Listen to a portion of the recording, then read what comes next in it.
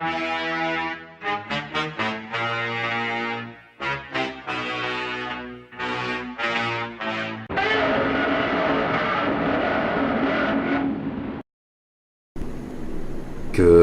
morning, ladies and gentlemen. How's it going? Screezel here, and I hope you're all well.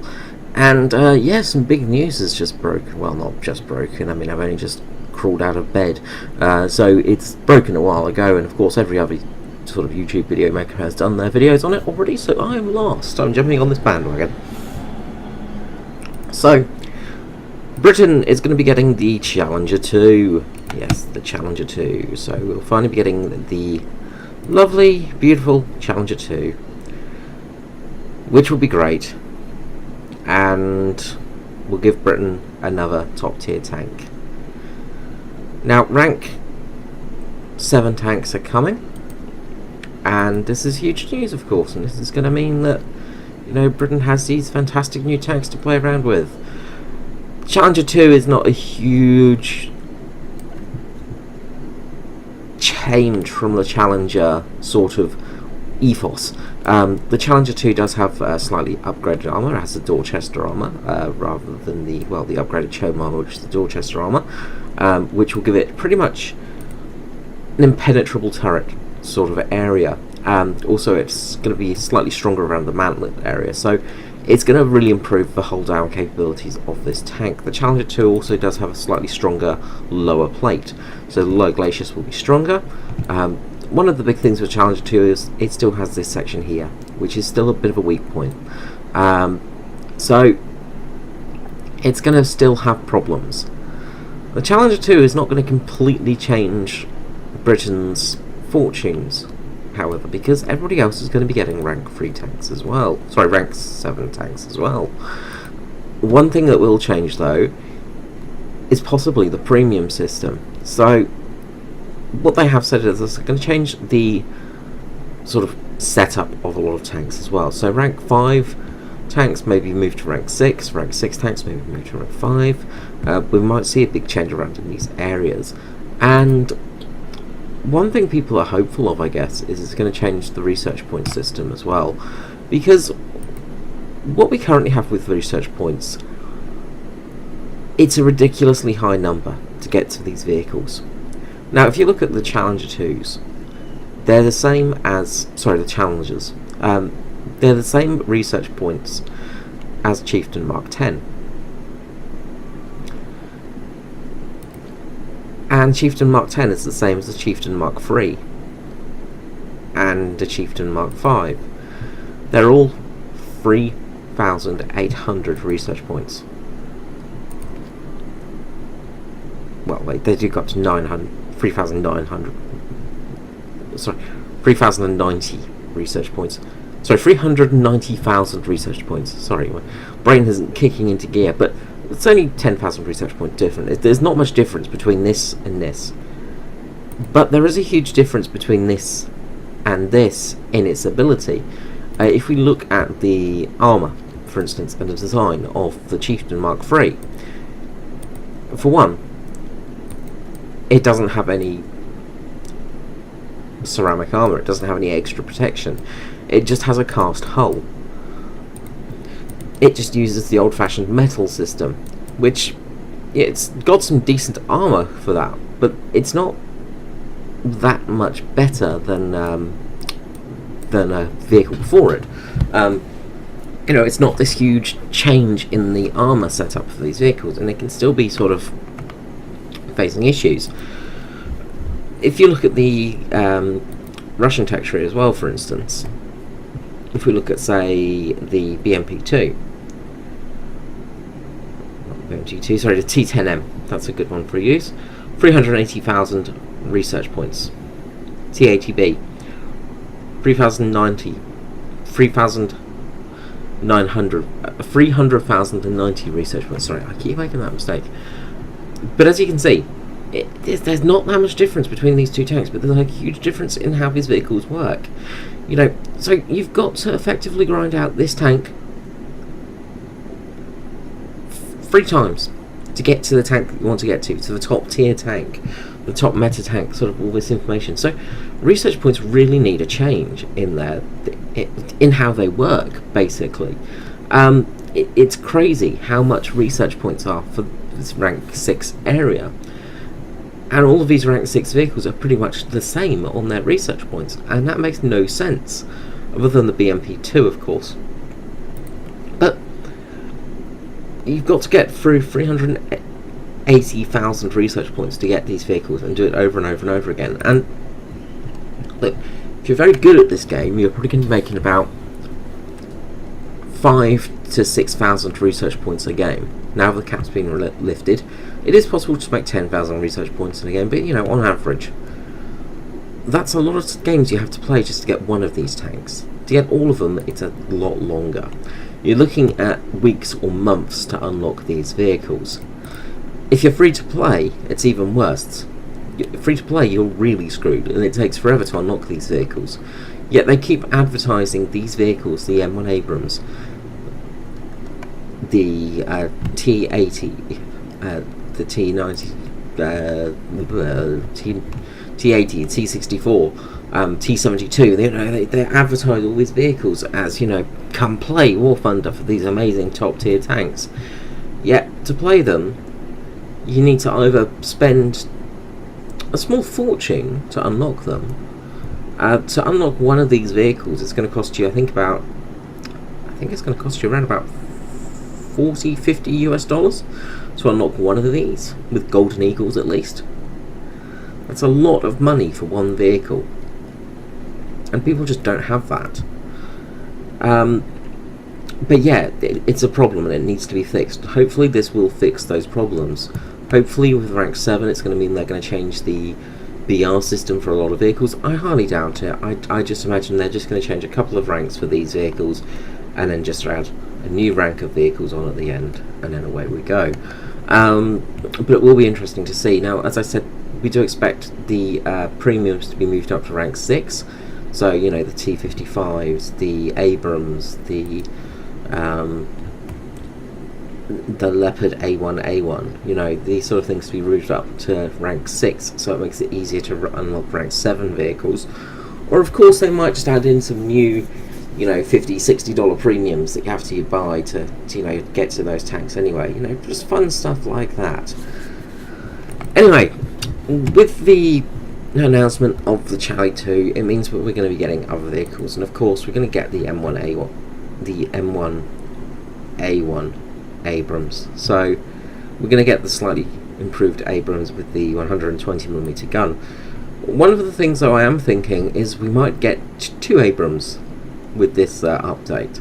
I'm wondering if they're going to release the M1a2 Abrams as well, because with the Challenger 2 coming in, that's a tank from the mid to late 90s. The M1a1 was a very early 90s tank. You know, the M1a2 is the mid 90s tank. You know, we may be seeing that come into sort of a area soon. It will be interesting to see what they do.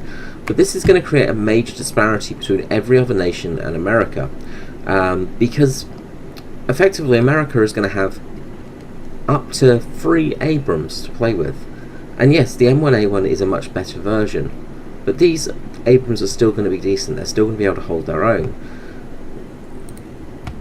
When you look at Germany with the Leopards, the Leopard 2K isn't too bad, but it has no armour. The 2A4 is good. We're probably going to be seeing the 2A5 come in as their new rank 7 tank. But it's going to give sort of people like Germany sort of 2 tanks for their top tier.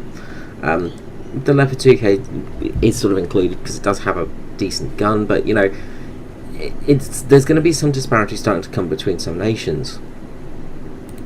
Russia, when it gets the T90 battle tank, which will surely come, is going to have a lot of very decent battle tanks with very good composite armour to use.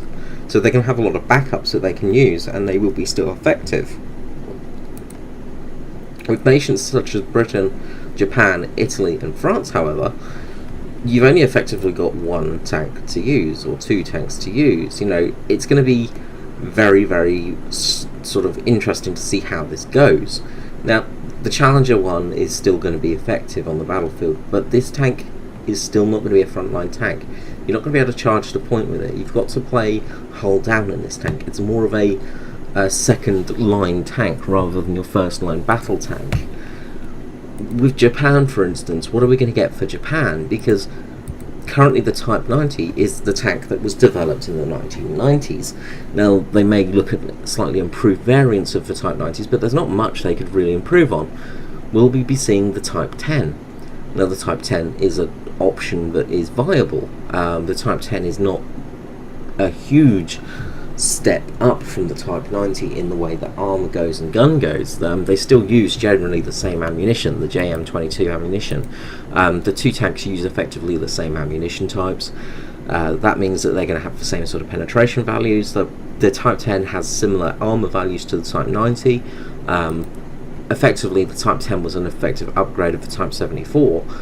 So it's not a frontline battle tank sort of upgrade. Yes, it is a very good tank, but it's not your sort of M1a1 Abrams sort of style tank. For Italy, we're going to be seeing the Ariete. Now, with the Ariete, that means they're going to have one effective tank for rank 7, and then at rank 6 they've got really not much. They've got the OF-40, which is an okay tank, but again, it's not really a frontline battle tank. This is effectively Leopard, just the Leopard 1, you know, sort of an effective Leopard 1 sort of tank. It's a good tank still in some ways, but you can see the armour is incredibly lacking. And it's still going off the design of a tank that was made in, you know, the sort of 70s and 80s, you know, things like that. So they're really going to struggle with that sort of style of tank. You know, they haven't got an effective tank to use as a backup. France, as well, when they get the AMX Leclerc, you know, they're not going to have an effective tank really to use. They've got the AMX 40, which again, if you look at the armour of it, is effectively not really anything special. It does have some composite armour, but it's nearly useless against all the other tanks it's going to be facing. So, and there just isn't really any parity between these vehicles and nations, because whereas some nations you've got things like America, which has every single top sort of vehicle and style of vehicle available to it. I mean, helicopters, tanks, IFVs, ATGM launchers, you know, just everything you can think of. Whereas other nations such as, you know, like when you look at Britain, they haven't got helicopters available to them. They got the IFV with the Warrior and stuff like that. But that's it. Japan, you know, again, has just recently got the Type 89 in.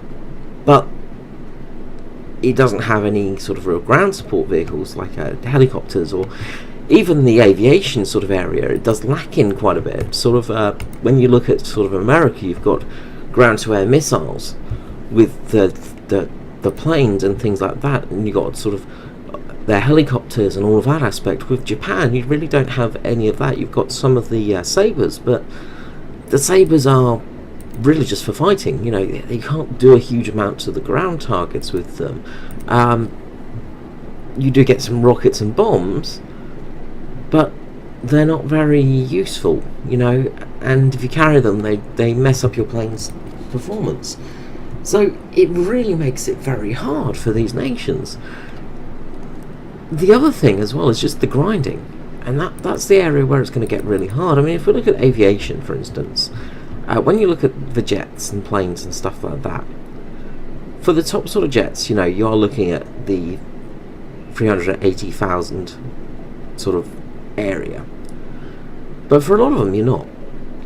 You know, you're looking at sort of 130,000, you know, sort of 200,000. It's not a huge amount to go through to get to these sort of the majority of your jets and things like that and your planes, and it's not such a horrible grind.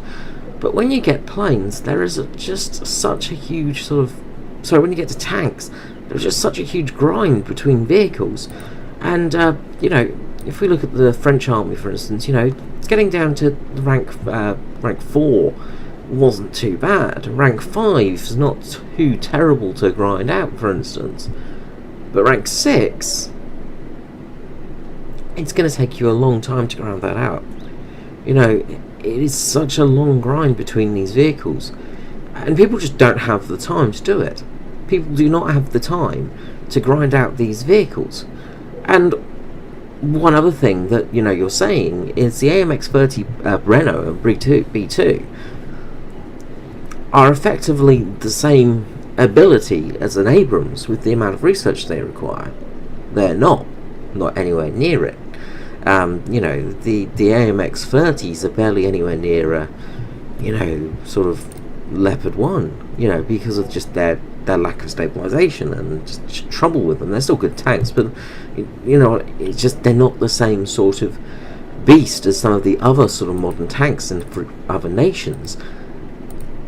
It doesn't make sense to make this grind so terrible and so bafflingly hard. You know, it takes long enough to get 90,000 research points, but when you're talking about 300,000 and 390,000 research points, that's an awful lot of games. That's an awful lot of games you need to win. And the trouble is, you're not going to be getting the kind of research points you get down here, because when you start getting to these sort of vehicles, so say you unlock the OF40, for instance, you're not going to get anywhere near to the research points you would have been earning when you were driving even the terrible M26, the M26 in the Italian tech tree. You're not going to get the same research points as you would with that, because you're not going to get as many kills, you're not going to get as many captures, you're not going to have as good a games in these vehicles, because you generally get slapped on a team, let's say Italy and Germany, against Russia, America, Britain, Japan, you know, and France. You know, they're very unbalanced tiers and very unbalanced games, because Germany doesn't really have the greatest helicopter force. I mean, they've got helicopters, yes. They get the Mi-24. Then they get the Bo-105. You know, the Bo-105 is effectively their top helicopter, which is nowhere near to the helicopters of the other nations. You know, it's not an equivalent helicopter. It doesn't really make any sense, and it just doesn't not work. You know, it's not working. That's the biggest thing I have to say. And hopefully with Tier 7 coming out for ground vehicles, they're going to change things a lot in ground forces and make it a little bit better, make it a little bit less grindy, make it a little bit easier to get these vehicles, because if they don't, people aren't going to be playing those top tiers as much. Alright guys, I hope you've enjoyed this little video.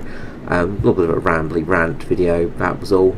I will be coming back with some proper content soon, so I hope to see you there. Thanks for watching, bye bye.